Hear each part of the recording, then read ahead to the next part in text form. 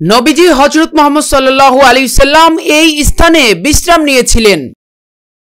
তায়েফের এই জনপদে শিশু মুহাম্মদ সাল্লাল্লাহু আলাইহি সাল্লাম দুধমা হালিমাতুস সাদিয়ার কাছে লালিত হয়েছিলেন। মহানবী হযরত মুহাম্মদ সাল্লাল্লাহু আলাইহি সাল্লামের স্মৃতি ধরে রাখতে তার বিশ্রামের স্থানটিতে বর্তমানে একটি মসজিদ তৈরি করা হয়েছে। প্রতিদিন বিশ্বের হাজারো নবী প্রেমিক এখানে আসেন শুধুমাত্র নবীজি সাল্লাল্লাহু আলাইহি সাল্লামের ভালোবাসার টানে।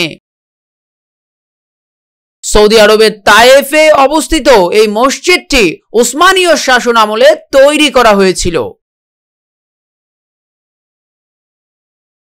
তায়েফ সৌদি আরবের একটি প্রাচীন জনপদ।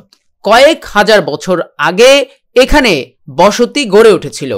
তায়েফের একটি দর্শকপ্রিয় স্থান মসজিদে কান্তারা। ধারণা করা হয় এখানে নবী করিম সাল্লাল্লাহু আলাইহি সাল্লাম বিশ্রাম গ্রহণ করেছিলেন। উসমানীয় শাসকরা স্থানটি স্মরণীয় করে রাখতে সেখানে একটি মসজিদ নির্মাণ করেন।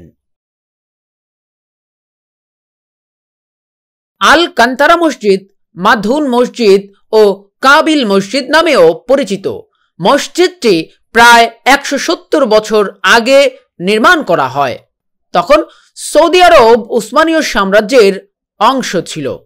দর্শক, আপনারা যে যেখান থেকে বিশেষ রিপোর্টটি দেখছেন অবশ্যই কিন্তু বন্ধুদের সাথে ভিডিওটি শেয়ার করে দিতে পারেন।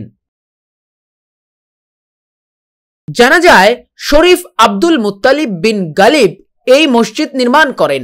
মসজিদ নির্মাণে আব্বাসীয় শৈলী অবলম্বন করা হয়। এতে মসজিদে প্রাচীনত্বের ছাপ তৈরি হয়েছে। তায়েফবাসী দিনের ব্যাপারে মুখ ফিরিয়ে নেওয়ার পর নবী করিম সাল্লাল্লাহু আলাইহি সাল্লাম মক্কায় ফিরছিলেন। পথে তিনি এই স্থানে, যা তখন একটি বাগান ছিল, তাতে বিশ্রাম করেন। তার সঙ্গে ছিলেন পালক পুত্র ও সেবক জায়েদ বিন হারিস রাদিয়াল্লাহু তাআলা। বাগানের মালিক ছিল মক্কার দুই সর্দার উতবা ও সাইবা।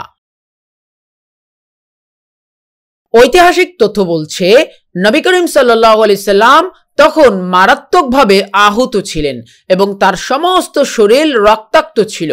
এই অবস্থা দেখে বাগানের দুই মালিকের মনে দয়ার উদ্রেক হয় এবং তারা বাগানের শ্রমিক আদ্দাসের মাধ্যমে কিছু আঙ্গুর পাঠিয়ে দেয়।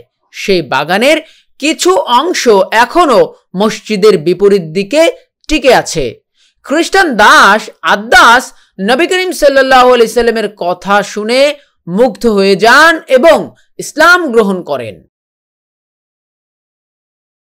ইতিহাসবিদরা বলছেন স্ত্রী হযরত খাদিজা রাদিয়াল্লাহু তাআলা ও চাচা আবু তালেব মারা যাওয়ার পর হযরত রাসূলুল্লাহ সাল্লাল্লাহু আলাইহি সাল্লাম ও মুসলমানদের উপর মক্কাবাসীর নিপীড়ন অধিক মাত্রায় বেড়ে যায়।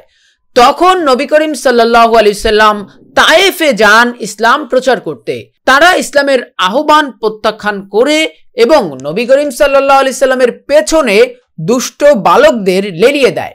তারা পাথর নিক্ষেপ করে হযরত রাসূল করিম সাল্লাল্লাহু আলাইহি সাল্লামকে আঘাত করেছিল।